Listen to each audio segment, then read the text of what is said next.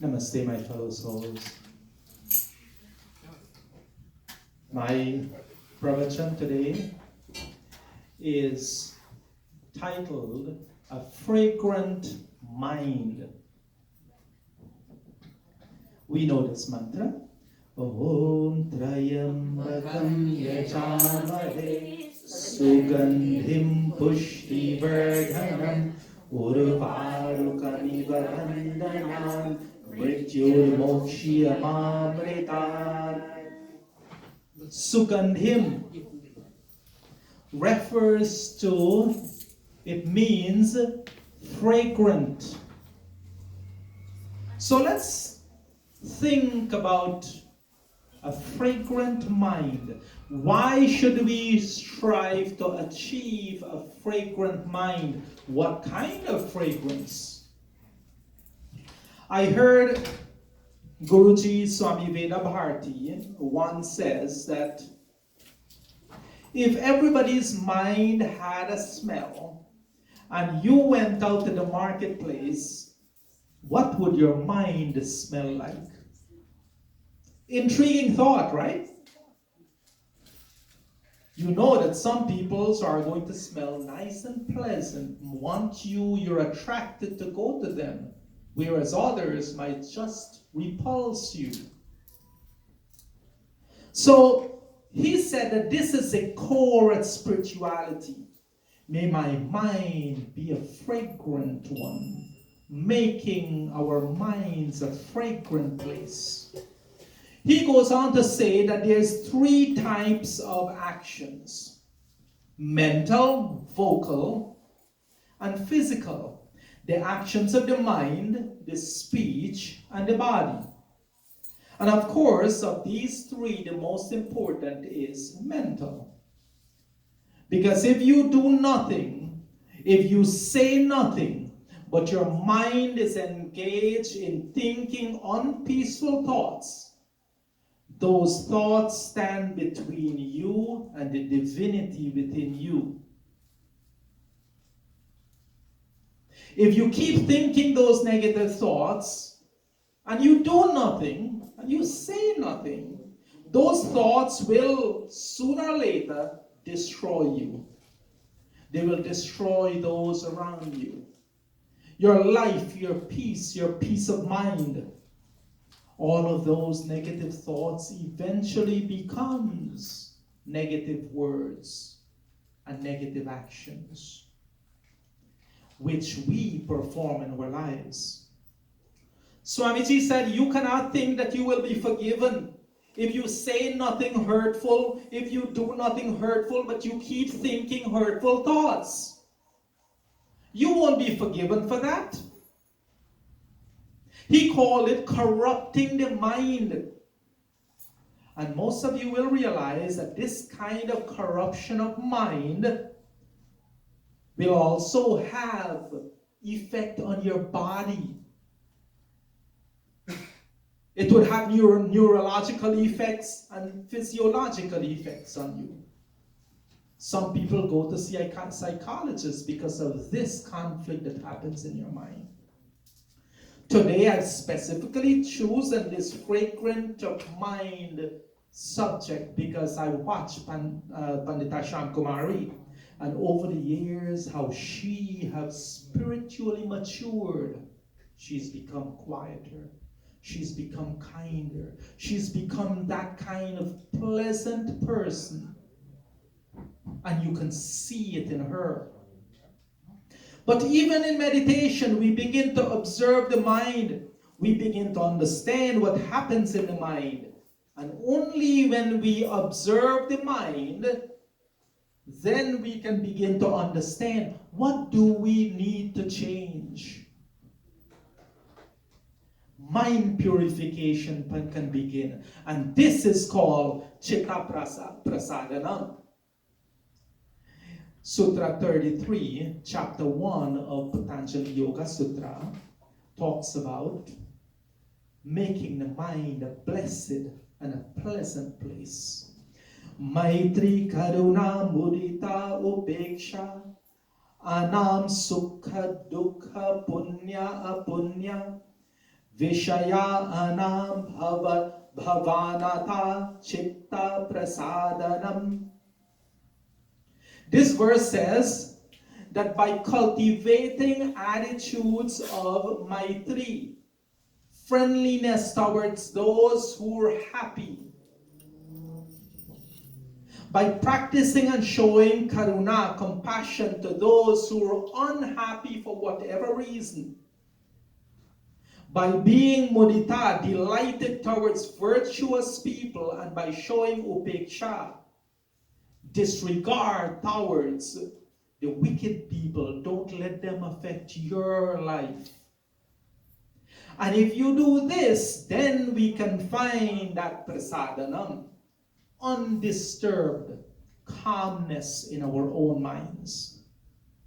The mind will retain its calmness and peace by cultivating that attitude of friendliness. So chitta prasadanam essentially means making the mind a blessed and a peaceful place, a pleasant place. So how do we make the mind a pleasant place? The sutra talks about 4 things: maitri, karuna, mudita, and upeksha. Maitri is when you have a feeling of love for everyone around you. You always hear me talk about universal love. That's what it is. When you have that equal way of loving everyone else, your own brother and sister, you love them the same way you love every other brother and sister. The way you love your parents is the same way you love every parent. The same way you love someone else is the same kind of love you show to God's other creatures, the dogs and the cats and the birds and all of those creatures. That kind of universal love. And the idea here is that when you start to show that kind of universal love, then from the mind flows karuna, compassion. You start to feel compassion for everyone. And when you feel that compassion, you will find that from your mind now comes mudita, a kind of joyfulness that you always feel. Nothing makes you feel down because you're elated. You feel this happiness from within. And when you have that, then upeksha happens, where you feel indifferent towards people who are negative, and towards people who gossip, and towards people who say bad things, and towards people who make you their enemies. They do not affect your state of mind. And when through much practice you begin to think like this, you begin to feel like this, you begin to live like this, you project a different you. People start to see you differently. People start to see you completely differently. People start to be attracted to you. People start to feel good when they are around you. So, very often we must ask the following questions, and these are just some questions. When others see us, what do they see? Do they see an angry person? Do they see a jealous person? Do they see a person who just fixates on his own ego, his own sense of importance and pompousness? Do they see a selfish person? Are they afraid of you? Are they intimidated by you? Or are they peaceful around you? Are they calm around you? Does your voice, your face project an image of peace and calm so that you make others around you feel calm? Do you make others around you feel inspired and motivated to rise higher, to think at a higher level and to behave at a higher level? This is union with the divine within yourself. This is really and truly yoga, that kind of thinking. So let's take a moment, and I want each of you in your mind to make this personal. Ask yourself, like I will ask you, When you look at me, do you see an angry person? When others look at you, do they see an angry person? When you look at me, do you see a jealous person? Do you see a person who fixates on my own ego and my self-importance and my pompousness? Do you see a selfish person? Are you afraid of me? Are you intimidated by me? Or do you feel peaceful around me? These are questions we must ask ourselves. Does my voice, does my image, does what I represent, does it make other people feel peaceful? So here we are sitting in Mandir in satsang, praying, focusing on our prayers, on calming the mind. Yet for some of us, the moment we leave Mandir, we can't get out of the parking or somebody blocks the road and we curse them out. We get angry, we shout them. We go home, the food is not prepared in time, we curse out the wife. No. Let this peaceful state of mind in Mandir follow you home and follow you to your job and continue this blissful way of that you're feeling now. So when I started today, I asked you Guruji's question. If your mind had a smell, a scent, what would yours smell like? If you went out to the marketplace, what would others think of your mind? Does your mind exude peace and beauty? This bhajan, most of you know this bhajan. Nadi na piye kabhi apna jal, vriksha na khaye kabhi apne phal. अपने तन का मन का धन का दूजों को दे दो दान है वो सच्चा इंसान रे इस धरती का भगवान है. Let us become selfless.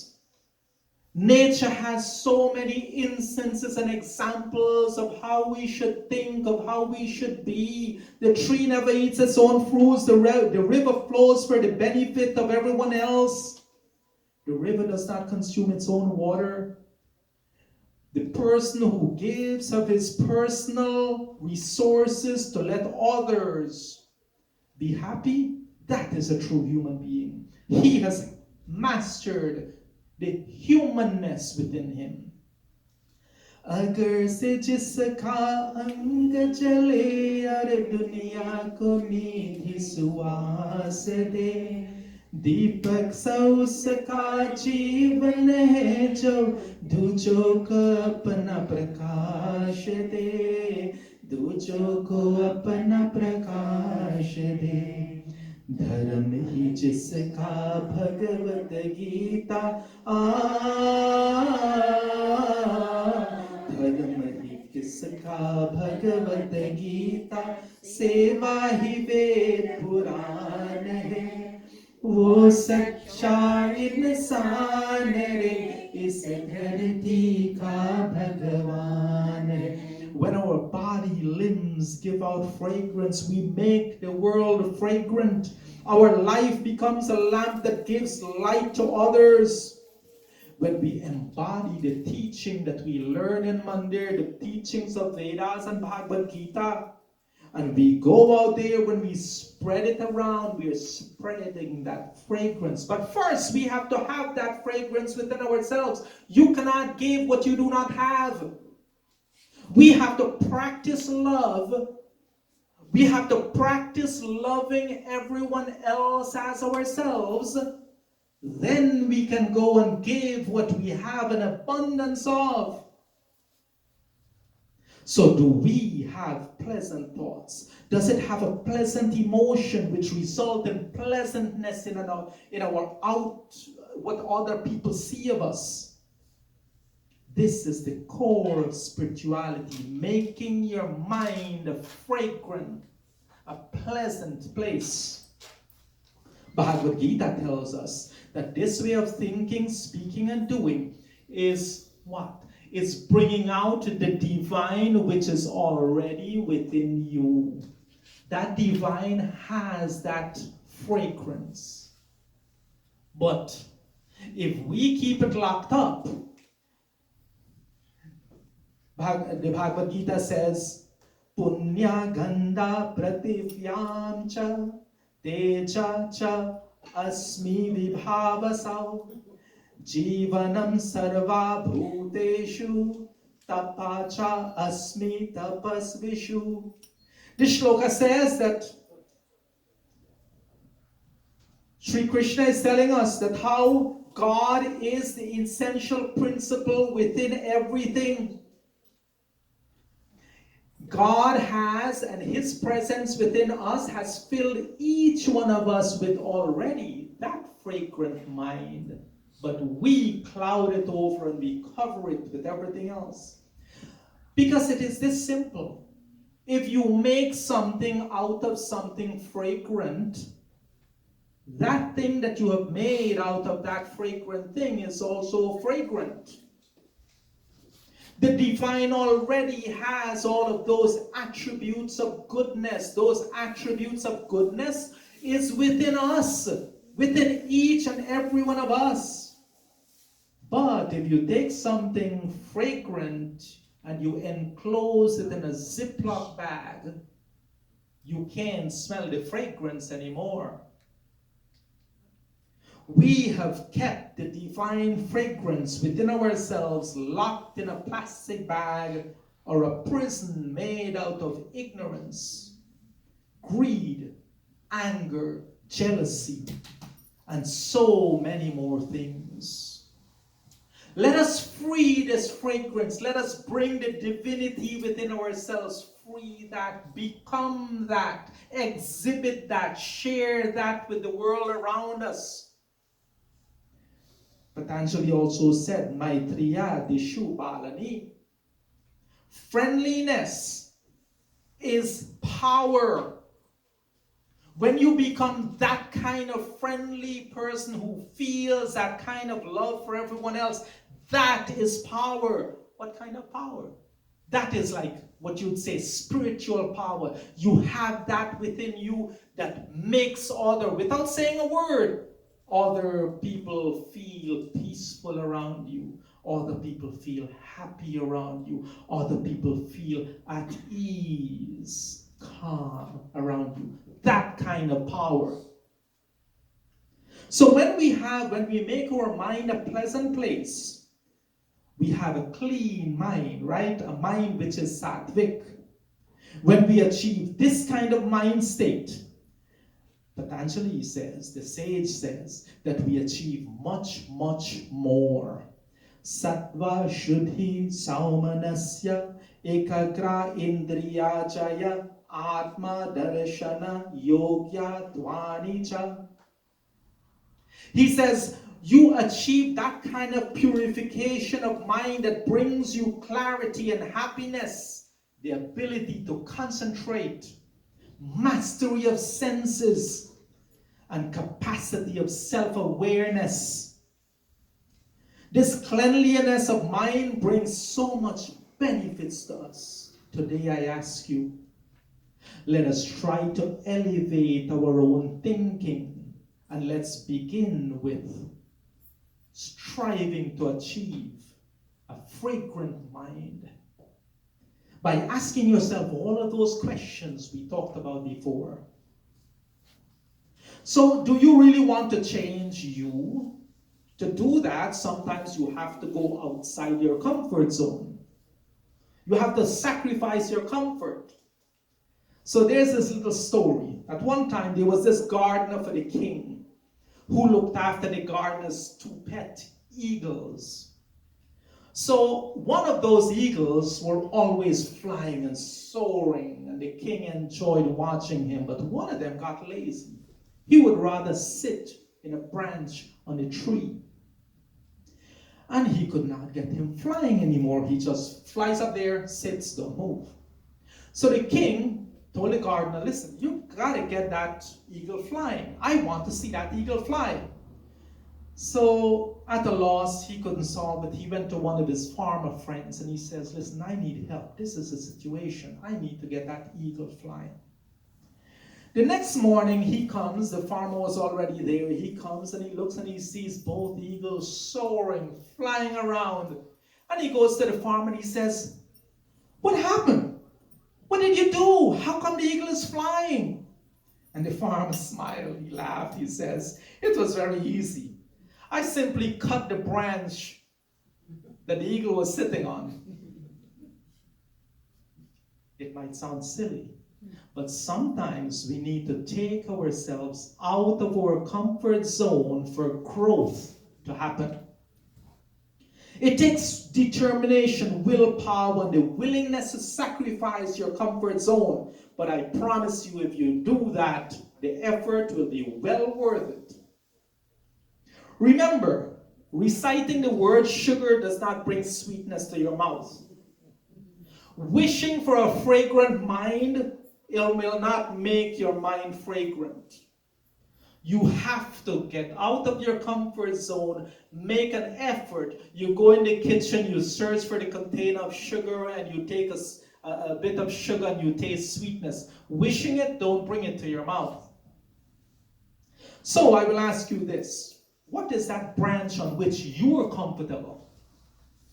Remember when the farmer cut off the branch on which the eagles always sat, it started flying.